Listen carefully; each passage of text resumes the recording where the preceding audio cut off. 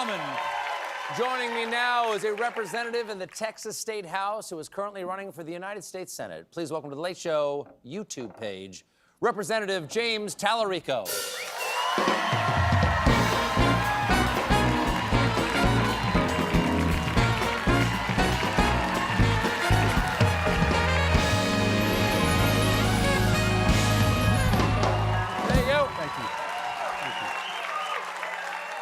Now, here's the thing. I don't usually say this to a guest, but if people are watching this right now, it's because they found us online on YouTube.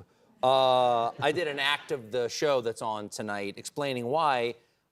It's not the first time you've caused some drama. FCC opening probe into The View after appearance by Talarico. Do you mean to cause trouble? I think that Donald Trump is worried that we're about to flip Texas.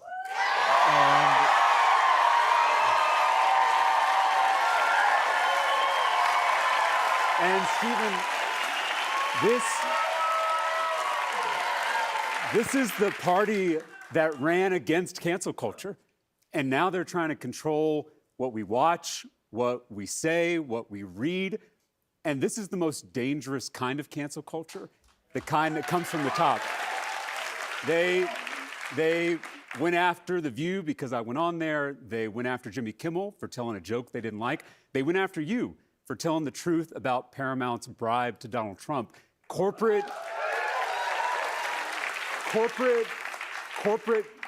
media executives are selling out the First Amendment to curry favor with corrupt politicians. And a threat to any of our First Amendment rights is a threat to all of our First Amendment rights.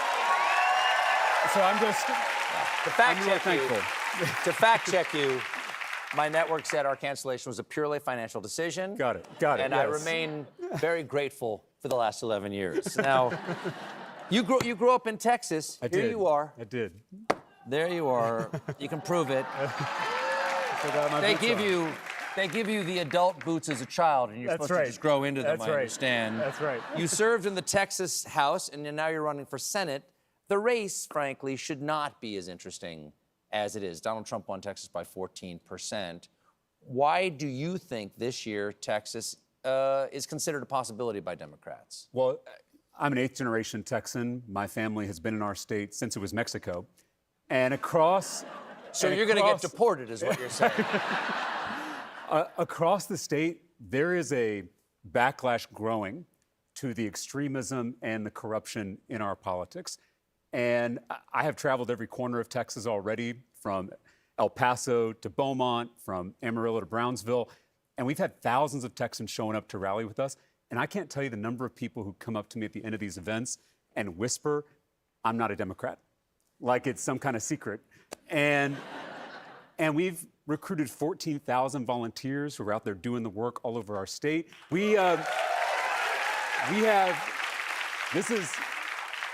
This is one of the most exciting parts. We have shattered grassroots fundraising records, all without taking a dime from corporate PACs. And so this is really it's a people-powered movement to take back our state and take back our country. And I feel like we're building something really special in Texas, and clearly Donald Trump has taken note.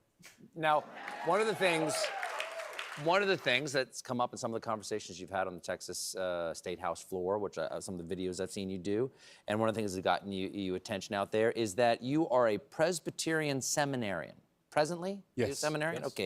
Okay. The right attempts to co-opt Christianity, to say that, you can't believe in God, you can't believe in Christ. I think that Donald Trump might have said something like that at the National Prayer Breakfast, like you can't actually be a Christian and be a Democrat. But the religious right is largely a political movement. That's right. That references spirituality, but it's a political. What is your heartfelt hand out to the people who want to use religion as a tool of political power?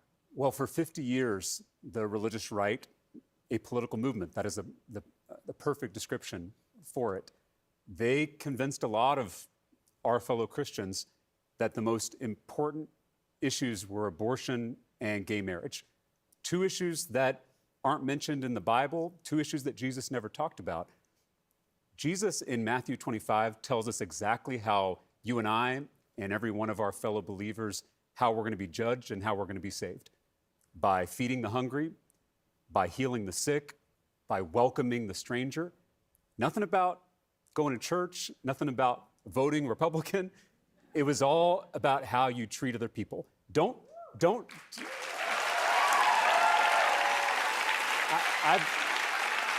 I've said before, don't tell me what you believe. Show me how you treat other people, and I'll tell you what you believe. And I think in our faith, we've got to get back to those fundamentals. My granddad was a Baptist preacher in South Texas, and when I was little, he told me that Christianity is a simple religion. Not an easy religion, he would always clarify, but a simple religion because Jesus gave us 2 commandments: love God and love neighbor. And there was no exception to that second commandment. Love thy neighbor regardless of race or gender or sexual orientation or immigration status or religious affiliation. And it's why I have fought so hard for the separation of church and state in the state capitol in Texas, because...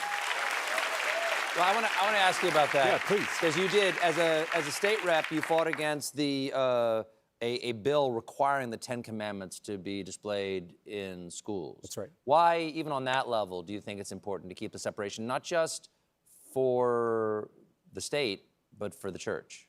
Well, because we are called to love all of our neighbors, including our Muslim, Jewish, Buddhist, Hindu, Sikh, agnostic, atheist neighbors. And forcing our religion down their throats is not love. And it's why I have fought. It's why I fought so hard for that sacred separation in our First Amendment. Because my granddad, he raised me to believe that that boundary between church and state doesn't just benefit the state or our democracy, although it certainly does, but it also benefits the church.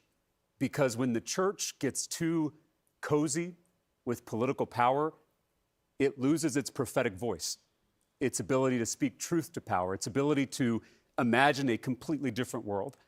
And so this separation between church and state is something we have to safeguard. It's something we have to fight for.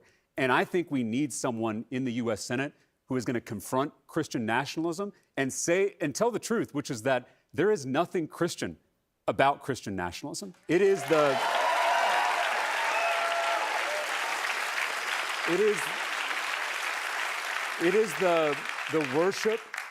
worship of power in the name of Christ.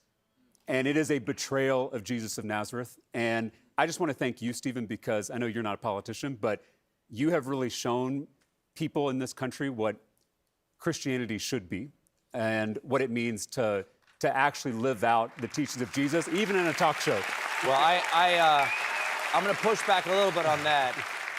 That's very nice of you to say. I would never lay that compliment to myself, because I think I fall far short of what my standards would be. But I will agree with you on this. I think that it is bad for certainly my church or any religious organization to associate themselves from a political party. Right. How must it diminish God to be associated with something so small as a present political party? That's right. Because imagine this.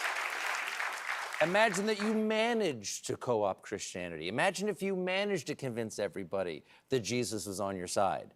If you then lose the election, sounds like you've got a pretty weak Jesus. Yeah, that's exactly right. And that's the key, is you don't want to fit the big thing into the small thing. Mm-hmm. And God is the biggest thing there is. And so to try to fit God into a political party, whether it's the Republican Party or the Democratic Party, you've got it reversed. Mm-hmm.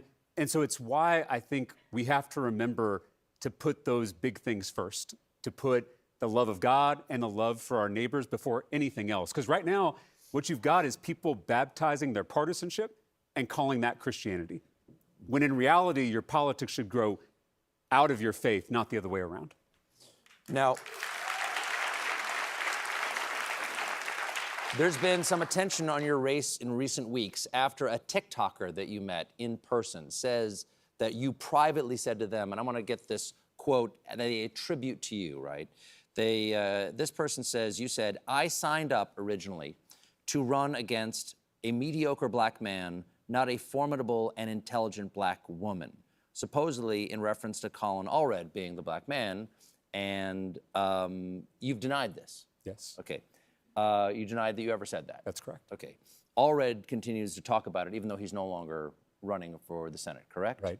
So where does that stand? How do you, as someone who this person says this about you, you say it didn't happen, how do you imagine this gets adjudicated, and what would you like to say to people? Yeah, I mean, we know that misinformation spreads on the internet, and it's sometimes like a game of telephone. As I said in my statement, I did critique Colin Allred's campaigning as mediocre, but I would never attack him on the basis of race. I respect Colin Allred deeply, even though we have disagreements on the best way to campaign and the best way to win Texas.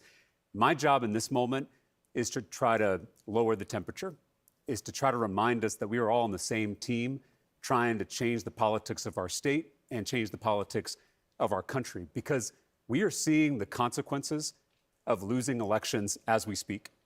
And we have a moral imperative to win in November in Texas and to win across this country, because that's how we're going to get things back on track. And so I know things get tense in a primary. I know stuff flies around on the internet. I understand that. But I'm trying to get us all to keep our eyes on the prize, which is remembering we're on the same team and getting out there, doing the organizing work so that we can win in November. Have you spoken to Colin Allred? I have. I called him after all this stuff came out and everything started to blow up, just to reiterate what I said in my statement, that I do respect him. And how did that conversation go? I don't want to reveal anything in a private conversation, but I hope that he and I walked away with a better understanding of each other. Now, you're serving in Texas House of Representatives. You've had your fair share of strange days. I understand you had to weigh in on legislation about, and I hope I'm reading this correctly, furries. I did. Now, I know what furries are, and is that the same furries that I do not use my work computer to search for? That's right. Yeah, when I ran for public office, I never thought I'd be talking about furries in this job. But my Republican colleagues in the state legislature, they were promoting an internet hoax that Texas public school students were identifying as cats. Yes. And I heard this story. Yes, I read the story. And that the schools were providing litter boxes to those students. I know. My understanding is it's not just Texas, it's everywhere in the United States. It's an epidemic. Biden signed a law that had to happen. Yes, forcing litter boxes in every classroom. Yes.